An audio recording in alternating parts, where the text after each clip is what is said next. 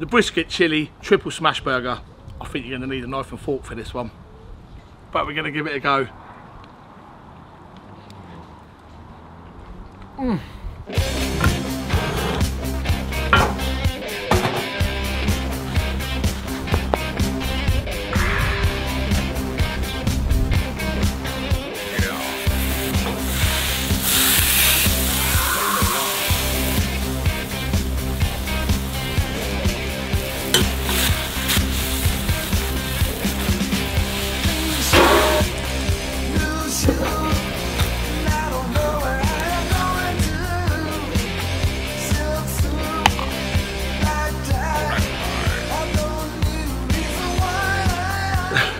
So I'll line it up for a bite, but right, should we try it again?